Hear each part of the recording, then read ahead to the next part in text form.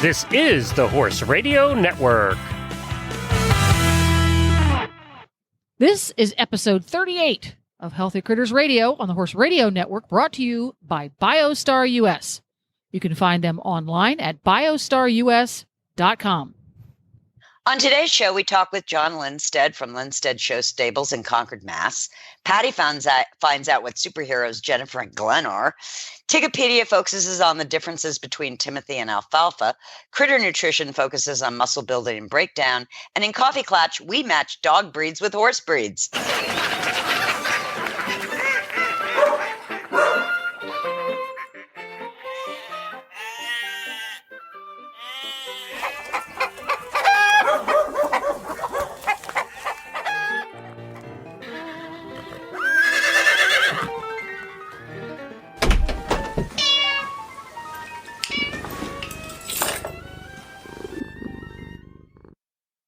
Tigger! Hello, Tigger. Jennifer! See, usually you come out of the music and go, Patty! But Patty's not here. No, she isn't. Yeah, Patty left the building quite. Yes. She thought she was all done for the day, and she wasn't. Yes.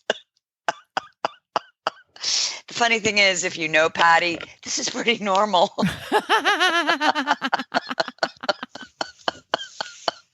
Oh, that's funny. So every year you go down to Wellington, Yes. and hang out with all of the crazy, busy, stressed out competitors down there, equine Yes. and human. Yes. You don't take any horses down because your horses Nope. get to stay in Virginia and hang out. Yes. Do you take any of your dogs along? I do. I take 2. Sometimes I've taken 3. No, I've gone down with 2 and come back with 3. Ooh, oh my. Yes. Oh my. Is it, I've done that twice. do you take the same dogs each year? I take one of the same dogs. He has gone. He's my 9-year-old Kemosabe, and He's the rock star, yeah. he's the rock star. He goes. He's the steady Eddie. And then this year I brought Rocket Crockett, who's too big for my pocket, and because he's young and he kind of needed the dog park experience. Yes, yep. And that he early needed socialization, yeah. and he needed to be on a leash regularly because living on a farm does not require leashing. Yes. Yes. And so it was great for him. And he was down with me last year with Kemosabe, and when I had the rescue terrier Yoda. So I had 3 last year. This year, just 2. Just 2. And they're my God. I would be an insane person without those 2 dogs. They sort of bring me back to reality. Yeah, that's what I was thinking. They help you stay grounded. Yeah. And I love the Wellington Dog Park. First of all, it's a hotbed of information. Well, yeah. Can you imagine the gossip at the dog park? Oh, it's unbelievable because, almost every groom and trainer and a lot of them have a farm there where their dogs can run, but a lot of them are working from numerous barns, and so they come to the dog park at the end of the day, and man, you pick up so much stuff. Yeah. Listening to what's going on, all the drama. Yeah. And I've made some really, really good friends in the Wellington Dog Park. Who'd have thunk? Yeah, and some of them are local Wellingtonians. They're there year round. Year round, yeah. And there's a group of guys, and they're all retired, and they go to the dog park at a certain time of the day.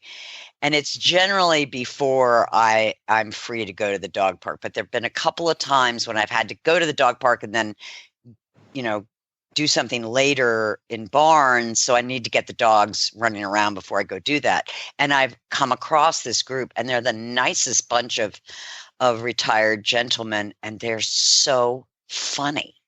They talk politics, they talk books. They don't, obviously they're not talking about horses, but they have really interesting conversations, and their dogs all get along and run about 5 yards and then lie down with the old gentleman. And it's I really enjoy that. It's more. It really takes me away from, always thinking about horses and nutrition, and just listening to them talk about a book that they've read. Mm-hmm. It's a nice change of pace. Yeah, it sounds like it, because Wellington is a little bit surreal. It's very, very intense. It's so intense. Yeah. It's so incredibly intense. And coming from a farm to suburbia is a real culture shock for me. Yes. And that's something I think a lot of folks who are not familiar with Wellington, when they think of Florida, they generally think of either Miami City or a beach, or the beach, or the countryside like Ocala. But Wellington is a very densely populated, incredible, very urban. Yep. It's just one subdivision after another. It's crazy. Yep. And then there's this giant, intensely populated horse show venue smack in the middle of all these subdivisions. It's crazy. Yeah. I mean, a farm in Wellington is an acre or two. Yes, or that's giant. 3. Yes. And the barns are bigger than my house times 10. Yes. And they're beautiful. I mean, these barns and homes are beautiful, and they're beautifully landscaped and kept. And I mean, the level of pristine is pretty impressive. Yes. It's like a high-end fancy schmancy neighborhood in Hollywood, except for horses. Right. Right. Except for horses. So exactly. after the yearly Wellington experience, you and your chosen canines for the year, when you get back home, what's that process of settling back down into normal life like, and how long does it take? A week. I get back and I tell everybody at Biostar, I'm going to be comatose for 7 days. You can call me on the phone, you can email me, but I'm not moving, because I've been moving for 8 or 9 straight weeks, no day off, and I really need to crash. Just need to decompress and be alone. Big time. Yeah. Big time. And the dogs are so funny. When we start down the driveway, now mind you, they've been in the car for 17 hours, right? Kemosabe hears the dirt gravel and he goes, okay, I know where I am. They're sitting pressed against the window, knowing any moment the door is going to open up the door. They are gone. I mean, they are at the creek, in the pond. They are running. They are free. And it always makes me laugh, because that's exactly the way I feel. It's like, yes! You can stretch your wings again. Yay! There's for all the people who live, semi-rural and rural lives, we are so lucky. Yes. And I'm always reminded of that when I go to Wellington, which is not exactly going to slumland. I mean, it's a beautiful place to be for the winter, but there's neighbors all around you, and everyone knows what everybody else is doing. And it's just intense. It's like being in New York City. Sure. Yeah, it's just exactly. very intense. And then when you get back to a farm and the only voice is yours, or the dogs barking, or the crows calling, or the horses nickering, it's like, oh my God, thank God. So the lesson there is for everybody who lives in suburbia or even in the city, the benefit of getting out into the countryside where the only thing you hear is your own voice or the crows crowing. Can't come highly recommended enough from these two. Right? Because I'm the same way. I need to get away. So we've got a very, very interesting guest coming up who is going to talk about... Oh my God, I love him. Yeah, he's going to talk about his process of eventually getting his entire barn onto a Whole Foods diet. So why don't we we're going to have a short discussion though first, aren't we? We're going to have a short discussion about superheroes, and then we're going to have a chat with John, aren't we? Perfect.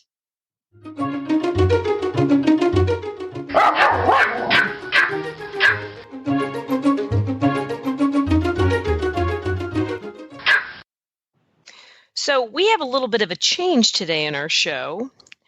We're going to ask Jennifer our Hedwig question, and it's a doozy. Don't you think, Tig? It's a good one. I do. Okay. Now, sometimes we have Jen's husband, Glenn, who is the other producer, and we would like to know, Jennifer, what superhero would Glenn be? Now, see, that's going to be funny. Should I do this from the point of view of what superhero he thinks he is? Yes, I think yes, absolutely. What he thinks he is. Yes, absolutely. Let's see here. Superhero would he be?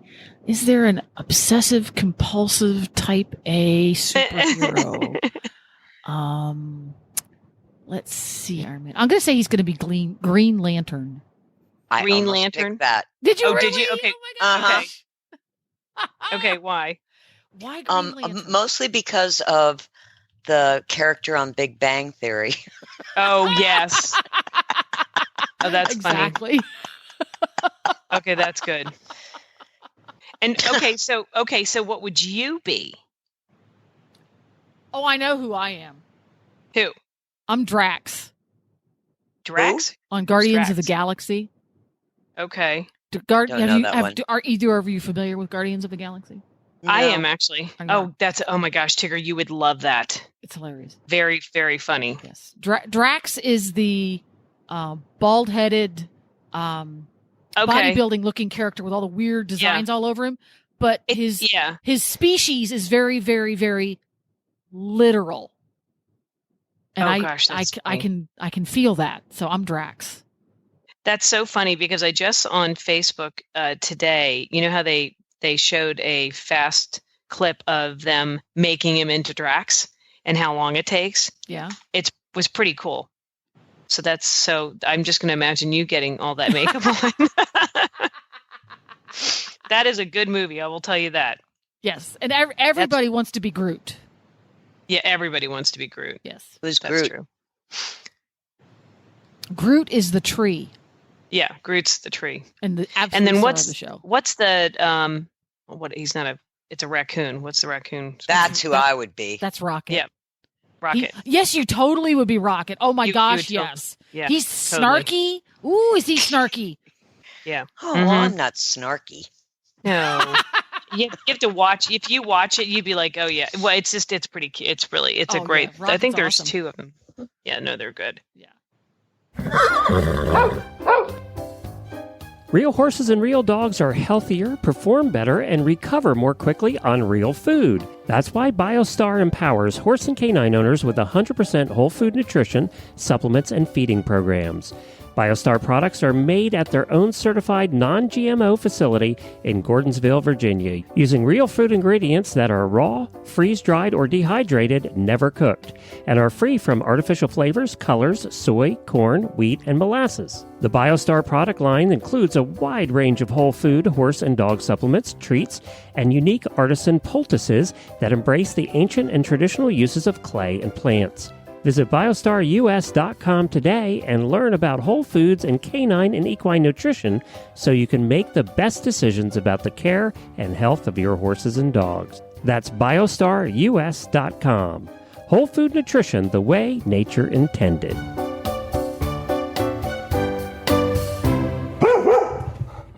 And we're here with John Lindstedt from Lindstedt Show Stables in Concord, Massachusetts. And I actually got acquainted with John through Sal Salvetti, the massage therapist. So John calls me up and he has a nutritional challenging horse. And John, you were my first meeting, really, not face to face, but on the phone. And we worked out a plan. And then what happened? I can't wait to hear this. It's been a challenge without a doubt, but it's working itself out quite well. So tell us a little bit about the mare and then the changes that you made in her diet and then the rest of the barn. Sure, sure. Well, a little bit of background first. Most of my horses that I have here, they're all jumpers, and I import, I'd say 95% of them from Europe. When I get them here from Europe, there's a lot of challenges that come with that. Difference of environment, difference in diet, all sorts of things like that, I'm sure you can imagine. Jasmine was a horse that came to me. Another barn had imported her. And the very first lesson that she had, she walked in the ring, walked 5 steps and stood straight in the air and refused to move anymore. So I thought, what am I getting myself into? So I decided to take this on because she was very athletic. It was visible. So I decided that I was going to, ride her. And I'm not really a tough guy. I didn't want to tough it out with her, but I figured that somebody had to. So I rode her around, had my vets look at her, make sure she had a clean bill of health, make sure that, there was nothing that was bothering her per se.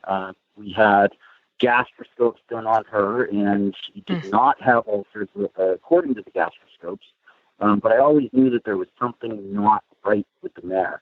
My massage therapist, Sal Salvetti, was massaging the mare, and he's got a way where he can feel the mare in certain spots and say this horse has gastrointestinal ailments, whether it be an ulcer or just inflamed or something like that. And he told me, Johnny, with all of the problems that you have with this horse, you really need to talk to Tigger. So right then and there, I picked up the phone and I called Tigger. And I told her, I said, I don't think the horse has ulcers, but Sal told me to talk to you. So after going round and round and round, we decided that this organic-based diet was the way for her to go. And almost instantly, there was a huge change in her. Now, of course, my job wasn't done. I still had to ride her and train her, but it definitely turned her around to at least wanting to be willing to participate in the conversation as opposed to totally defensive all the time. And then you decided to move the rest of the horses over. I did. One of the things that I find with a lot of these horses coming from Europe, I've imported, probably over 50 horses from Europe. And I would say a good 75% of them wind up having some sort of allergies to one thing or another. In talking to Tigger, I've really found out that most of the American diet is chemical-based, even though maybe the crude pellets or this or that might not be chemical-based. The fortifications, these vitamins, those vitamins, it's all the chemical that's sprayed on this crude pellet. And this is something that they don't have in Germany. My family's all from Germany, so I understand every time I go over there, I eat extremely well, and I always lose 10 pounds. Yeah, You don't have the processed foods. There's not the processed foods. And I think a lot of these preservatives and additives and pesticides are all illegal in Germany. That's why they eat so many potatoes and cabbage, because you don't need all of that, the pesticides there. So I started switching a lot of my other horses over to this diet, just because I thought, this horse has a little bit of a gastrointestinal thing. I would say, I'm a hunter-jumper barn with 25 horses, and I would say a good 2/3 of my horses lived on GastroGuard or GastroE. Wow. I mean, I had a whole laundry list of different gastrointestinal medications that I was using on these horses, because show horses, they all have ulcers. It's something that we learn to live with. And since then, and Sal goes through and does my entire barn. And once a year, I would say that I have at least half of my horses gastroscoped, because I know that it's an issue. And right now, I don't think I have a single horse with an ulcer in my barn. Wow. So that's really the main reason why I did it, was the allergies and then the gastric ulcers. With that said, my performance out of these horses are greatly increasing. As I said, I have jumpers. I ride a little bit more the European way. I want them sporty. I want them ready to be there. And a lot of times with my diet that I had before, they wouldn't have the stamina. They wouldn't they wouldn't recover as fast as I would I'd like them to recover. And now, they're all around healthier. I think I had sent a picture to Tigger of one of my horses that we body clipped him, and I kind of wanted to glue the hair back on because he had so many dapples. He looked like a cheetah. That's so funny. Ridiculous. It was almost ridiculous, to the point that I didn't take him to a horse show because he really looked ridiculous. So, that's so funny. The quality of the horse's feet, their coats, their shine, everything has just really skyrocketed. I couldn't be happier. And, are you surprised, John? Oh my, yeah. The surprise is that's a light way of putting it. I'm floored. I've been feeding the same way for 30 years. My diets haven't changed that much. It's always been pellets for the hunters, and you mix it with a little bit of sweet feed for the jumpers, and we have supplements for every single. We have supplements for every single horse, and now it's just not necessary. That's pretty awesome. Yeah, they all go on this organic diet that Tigger set up for me, and of course, different horses have different needs. So we talk to Tigger every single time about this horse and that horse. This horse has too much energy. That horse has not enough energy. This horse isn't recovering enough. And her company, Biostar, seems to have, something for every horse that I have. Right. So it's working quite well for me. Have you had any of your clients kind of turn their nose up to it, or have to really sell them on it, or did they just see the horses and just jump on the bandwagon? Good question. That's a very funny question, and I'll tell you, different disciplines work differently. I have some eventers who will ship into me for lessons with their show jumping, and the event crowd is so into what their horses are getting, what their horses are eating. The dressage, I think, is equally so, but of course they don't help any dressage people here. But all of these horse owners are very involved. In the hunter-jumper market, you could ask 10 of my customers, and I would say that 8 of my customers probably say that their horses eat carrots and cookies. They don't know. So right. That's not something that I've had issues with. And not only that, I've been doing this long enough, and my customers trust me that they just don't ask questions. Right. Well, that's good. That's good. Well, and obviously proof is in the pudding too. Right. I will say that my horse's performance, my horse's attitudes have definitely been increasing, and the customer bills have been decreasing. I mean, I'm sure you all know what a tube of GastroGuard costs. Yep. When you throw 10 or 12 of those on a month, that increases quite rapidly. Right. And that's another thing. My overall bill, as a side effect, I didn't even realize this was going to happen. My overall grain bill has been cut by 2/3, just because I'm not having to give all the supplements. I'm not having to give all the expensive grains. We're keeping it very simple, very healthy, and the horses are thriving. Wow, that's pretty amazing. John, have you had any challenges with barn help getting used to this kind of feeding that is more component feeding and not just one scoop fits all? Yes, I have. And the barn help will talk about it from time to time about how it's more work. But I think at the end of the day, the barn help, they're working for me because they care about the horses and they see the outcome of what we're doing, and so they don't mind putting in a little bit of extra work. Yeah, and it's funny. I mean, I've said this forever, Tigger. I mean, I've fed Whole Foods, and I've done about the same size of barn as you have, and I think once you get them if you get the staff into it, it just becomes it becomes an easier process, and you don't even think about it. And most of them are pretty happy to know that you're not feeding the horses crap. I will say that, I'm very fortunate that I have some very nice horses and some very good customers and clients that support me. So it makes it a lot easier when I can pay the barn help like I pay them, and they don't have a lot to complain about anything, so they're very happy to come and do their job. Yeah, I love that's that. good. So, John, what would your advice be to somebody who, is sort of on the fence, likes the idea, but feels a little bit intimidated? Did you feel intimidated by the diet when you started? I'll tell you, I've been training horses professionally for almost 35 years now, and I did it the same way my grandmother did it. I did it the same way the people I learned from did it, and it had always worked for me. So my biggest apprehension was completely overhauling my system. So that was a huge challenge for me. And when I first talked to you, we just did it with Jasmine, and then I said, well, here's another horse. Let's just try it with that horse. And then I tried 2 or 3 more.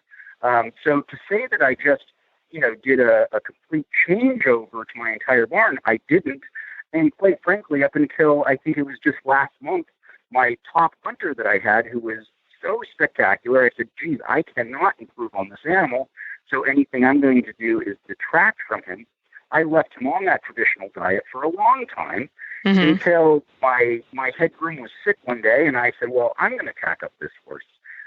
Very, very fancy horse. He came in with a fancy name, Claudio, and I said, well, I'm going to call him Potato because he was kind of big and fat like a potato with 4 legs. I went to go tack him up, and he damn near took my arm off. And I said, well, that is not what I expected to see from him. With the size of the business, it's unfortunate I don't get to spend that kind of time with them. Right. But, this horse was so sweet to ride. It's so nice, so easygoing. Almost took my arm off when I was doing up the girth. I said, well, there's something going on there. And then as I walked by him, he took a swipe at me and tried to kick me. And I said, well, wow. Okay, that's it. There's something not right there. So I switched him over to the organic diet as well. And, just yesterday, I was out there as my groom was packing him up, and he was looking for treats and trying to give me kisses. So, Wow. His attitude has changed. And I will say that, with this diet, that's been the number one slap in the face of just their overall mindset has changed. Yeah. If you think about this, I've got all these horses that have the ulcers because they're stuck in stalls for so many hours a day. When I do work them, it's stressful. I jump big jumps. I move right down there.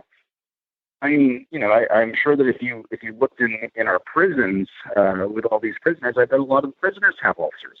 Yeah. They're stuck in these stalls. Yep. And so, when we take this pain away from them, all of a sudden they're just happy. They're easier to get along with. They're more trainable. So, with the question asked, what would I tell somebody? Number one, just think about it. It makes sense. And number 2, try it on one horse, your toughest horse, which is exactly what I did. This Jasmine horse, I mean, she's a gangster, and Wow. for her to really turn it around. I showed Tigger some video of her. Oh my God, Patty, Lindstedt. you would love this mare. She has so much jump in her. Does she? Oh, She's only, I think she's 8 years old now. And, when your horse is 8 years old, everybody says, well, I think it could be a Grand Prix horse. And I don't care. You can't tell it's going to be a Grand Prix horse until it's in the ring. Right. I'm looking at this horse saying, this is going to be a World Cup horse. She is so powerful. oh, she's But amazing. the thing is, with a powerful mare like that, you've got to be able to get on them. You can't ride them around Yeah. the corner. You can't That's a ride good them point. to the jump. And this mare has never stopped at a jump. Wouldn't do it. But she would literally trot halfway up the ring and plant her feet. And, she's not a mare that you want to use a stick on because she'll hurt you. And big spurs are maybe not the best idea either because she'll really hurt you. This is a performance horse. Yep. And when you have that type of ego, that type of confidence, that type of power all in this mare's body, that's a force to be reckoned with. And when they don't feel good on top of it, good luck. Right. That's an excellent point. So, John, for our listeners that are up in New England, you have a website which we will post on Healthy Critters. So, if you want to get in touch with John and come over and see his operation or take some lessons or even see his feeding program, you can find his website link or just go to lindstedtshowstables.com. And I am so glad to have you on, John. John and I finally met in person, Patty, in Lexington, Virginia or Kentucky? Yeah, Virginia. Okay. Oh, cool. At a horse show. Oh, And wonderful. it was like I'd known him my entire life. You have that effect there, too. But we started talking, and we just never stopped. Wow. That's pretty cool. And that's another huge part about Tigger's program, is how available Tigger is. Because when I started this, I was really apprehensive because I knew nothing about this. And it's gotten to the point now where I'll call Tigger just about horses that I'm having issues with. I have this one horse who customers brought him to me. He didn't I think his brain got a little bit fried. And I'm trying to bring him around quietly and softly. And I called Tigger the other day. I said, I've got him on the diet. I don't know what else to do. And we just started talking shop. And the next thing I know, she's got me doing all kinds of different things, which are working great for the horse, which aren't even associated with the diet. So, the support that I have with Tigger is fantastic. Well, thanks, John. You are a wonderful client, and if I rode Hunters and Jumpers, man, you'd be the guy I'd be training with. Well, thank you. But it's been very smooth. It's been very easy, and my horses are benefiting. So it's a win-win all the way around. Hear, hear.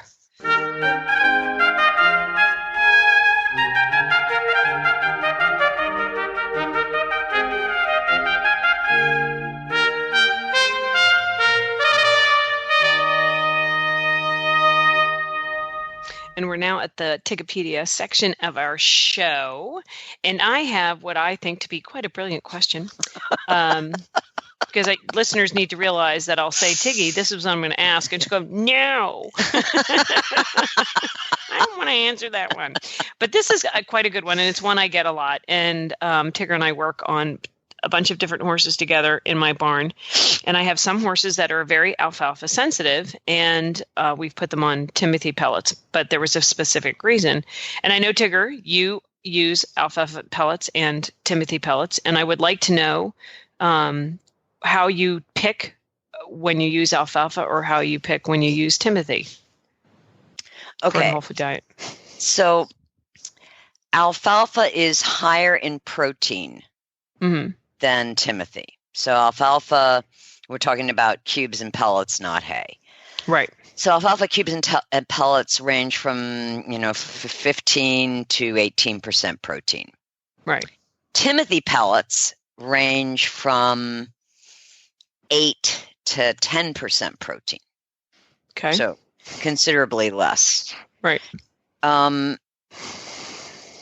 Alfalfa is also higher in calcium, magnesium, and the amount of essential amino acids. Okay. So even though Timothy has essential amino acids, the percentage of the amount of them, like lysine and arginine, and they're higher in alfalfa than Timothy. Okay. Now, for some horses,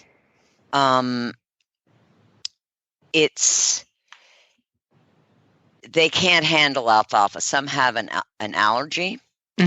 Some, even at 15% protein, that's just too much protein, and it can turn into a little bit of energy. Right.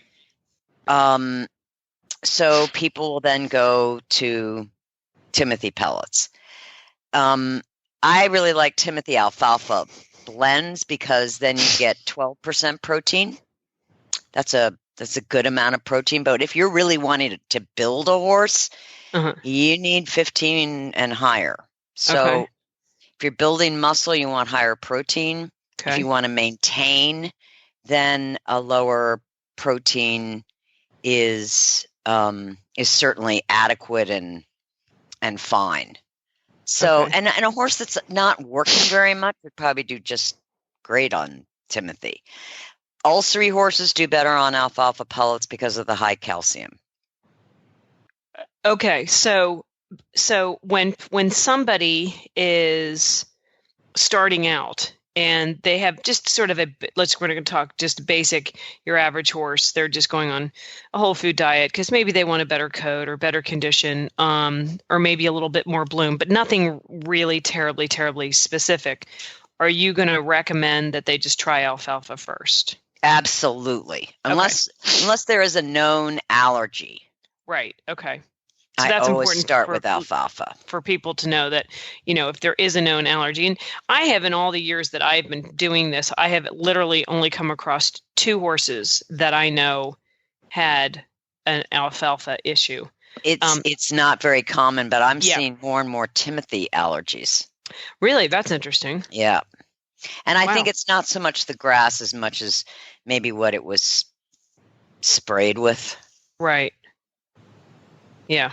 Well, there is that, which is a whole other thing. But okay, people get afraid of protein, and because we didn't really understand protein amounts in horses, and we thought only pregnant mares and weanlings needed 14 or 15% protein. But now we're understanding how really, really important protein is, and a high level of protein for me is over 20%. Right. So at 15, that's not a high level of protein. Right. Okay. Well, I think that will probably help a lot of listeners, because it indeed is one of the biggest things if you're going to go to a whole food diet. And that's and I think in between the cubes and the pellets, do you have any preference as far as, then I'm talking alfalfa? Do you care either way? What do you normally recommend when someone's starting? Yeah, I've been liking the pellets too. The pellets are easier for boarding barns. You don't have to soak them for hours or even half an hour. I think they're easier to feed because we're so conditioned to feeding pellets. Right. And sometimes I feel like the horses like that they have a little bit more, crunch and meat to it. You know what I mean? Some of the horses that I have, I put my horses on, and it's a little denser, so you don't have to feed as many big cubes, and it's easier to get into the scoop, which is a big deal because sometimes cubes can be a pain, but they can be a real pain. They can be a pain.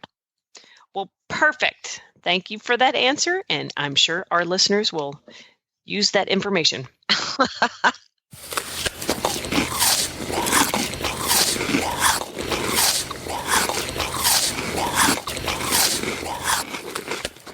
And this is Critter Nutrition. We're going to talk about understanding muscle breakdown and building.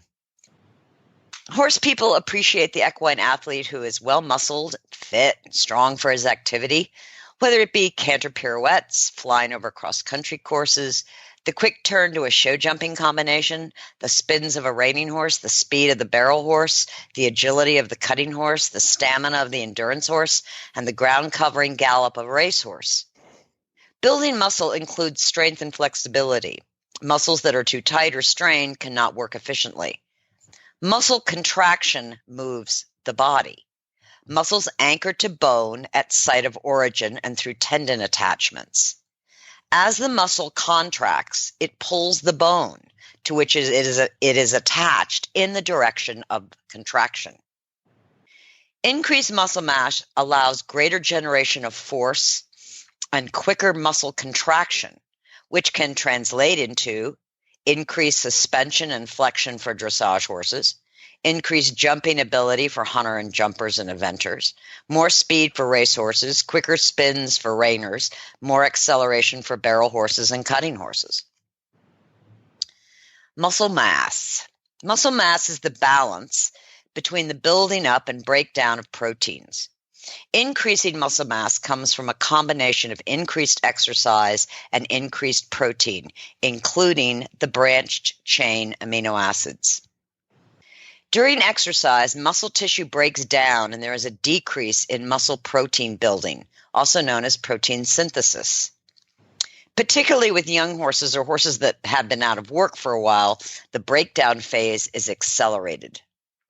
When the horse is at rest post-exercise, protein synthesis increases to repair muscle mass damaged during training and competing.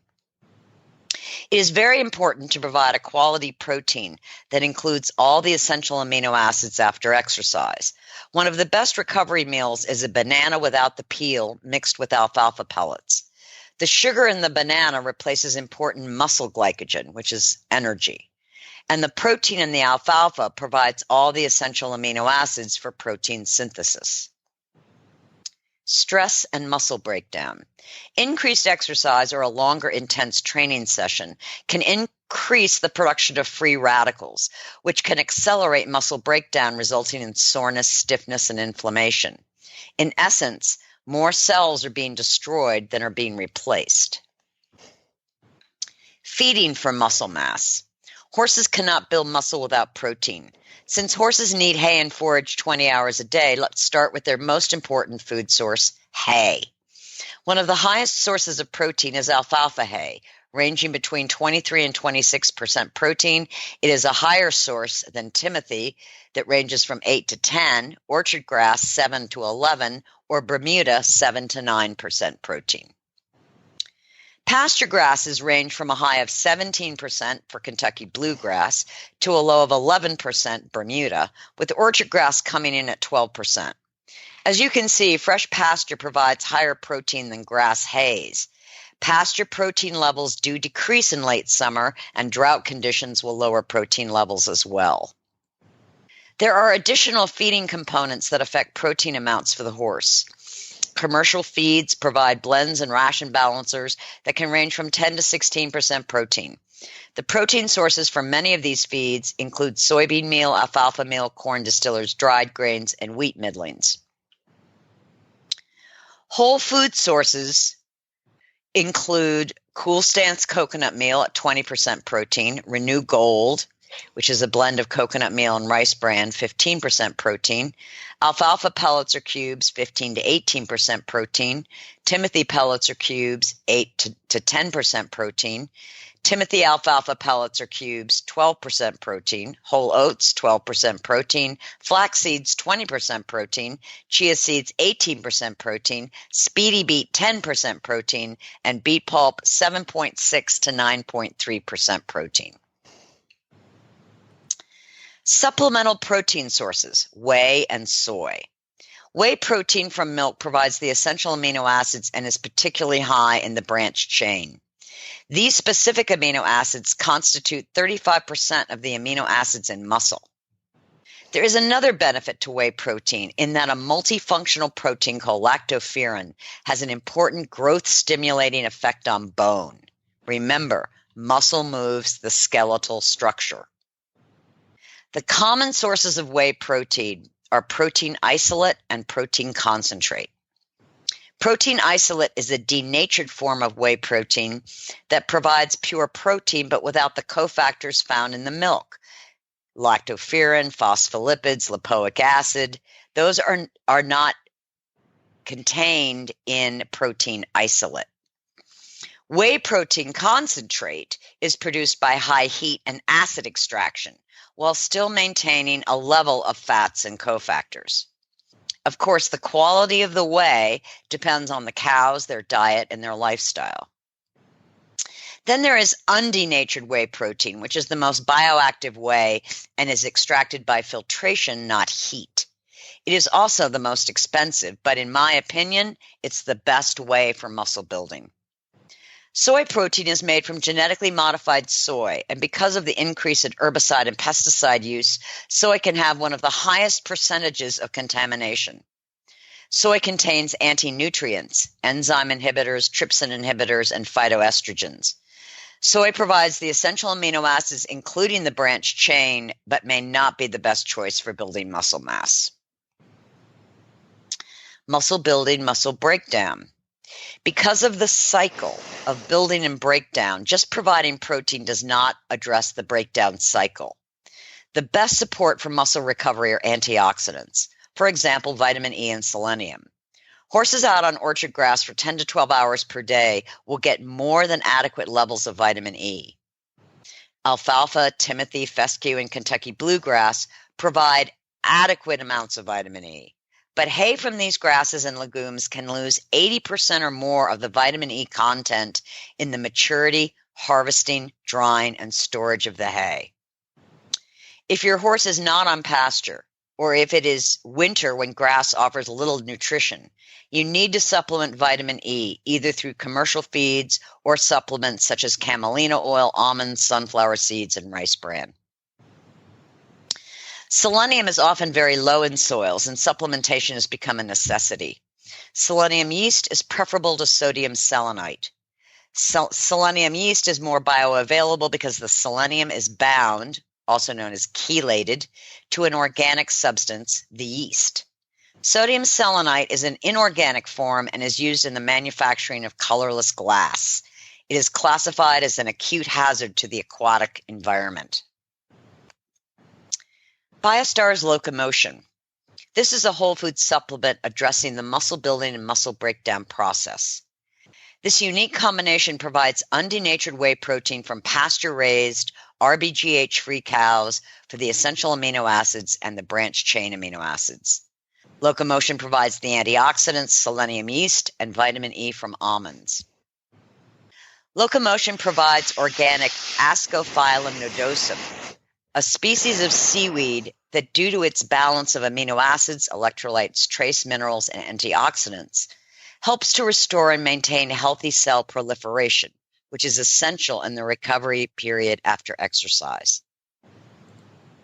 Unique to locomotion is astaxanthin, a super antioxidant from microalgae that provides more antioxidant power than vitamin E or vitamin C.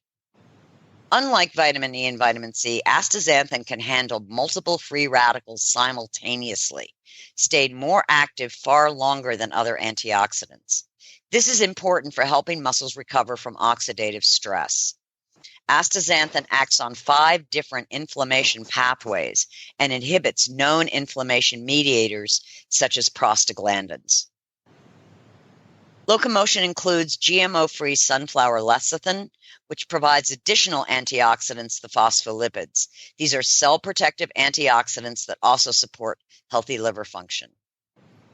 By providing the body what it needs to build muscle mass, combined with the antioxidant support to help reduce muscle breakdown and muscle fatigue, coupled with consistent training and a quality feeding program, your horse can work and perform and be the athlete that is awaiting to emerge. Cut.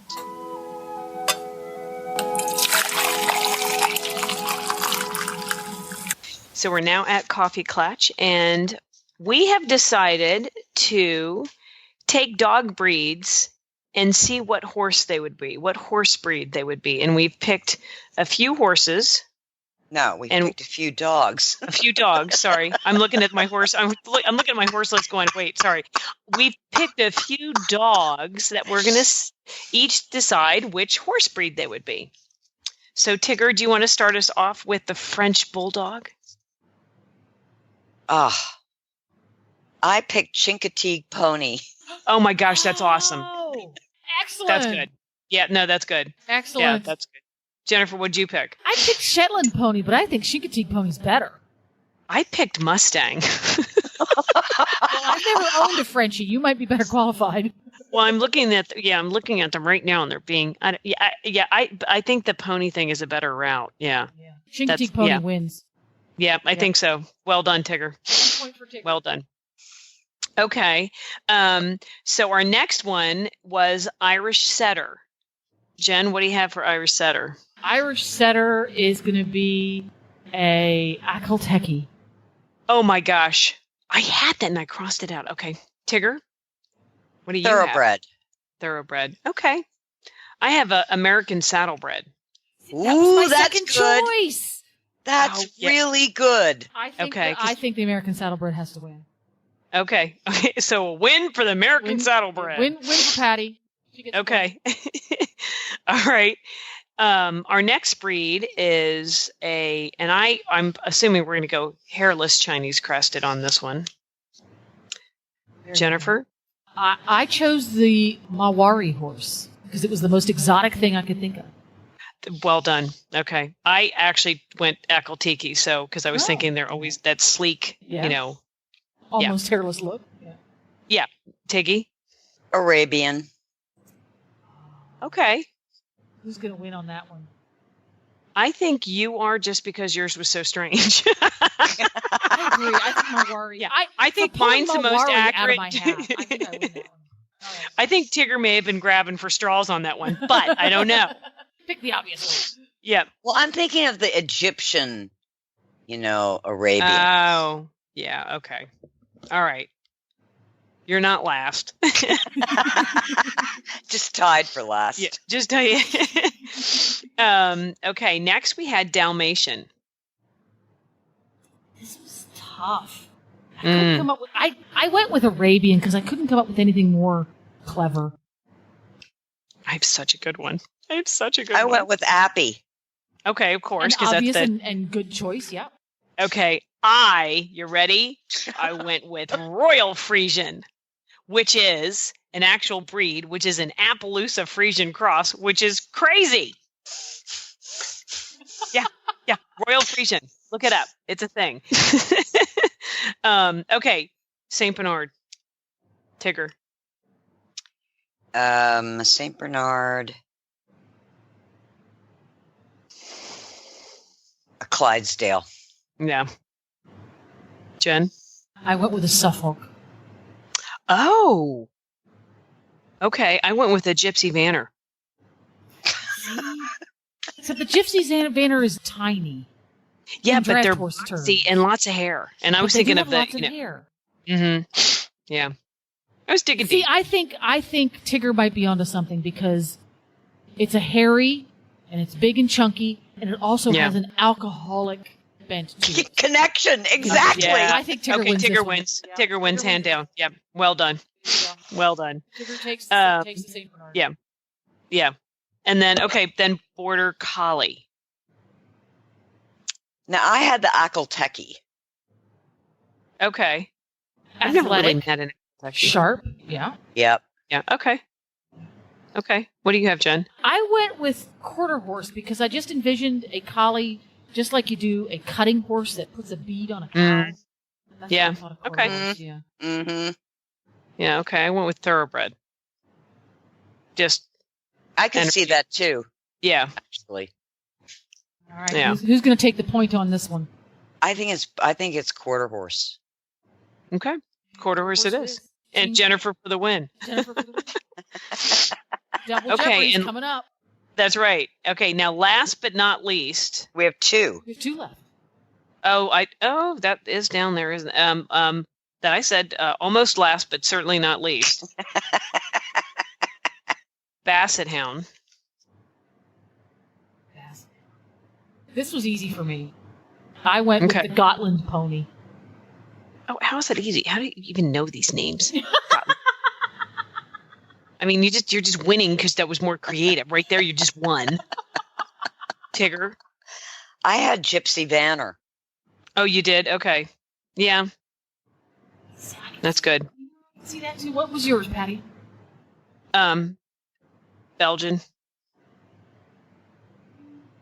Just because it was boxy and cute. Yeah. Yeah, I think that may be All a right, type. so who wins? Yeah. Jen, who wins on this one? Me, Tiggers. Really? Yeah. I was going to go with Jen's. Yeah. Okay. I just looked up a Marwari horse. Yeah. I think you lost that one now. That made no sense to me now that I look at it. I just want to point that out. Jen, you lost a point. They're Tigger. crazy and exotic and have these weird stand-up ears. Yeah. Okay. And All right. And they're funky looking. They're funky looking. It's like Chinese crescents. They're kind of Yeah, funky that's looking. okay. All right, fine. You get the point back.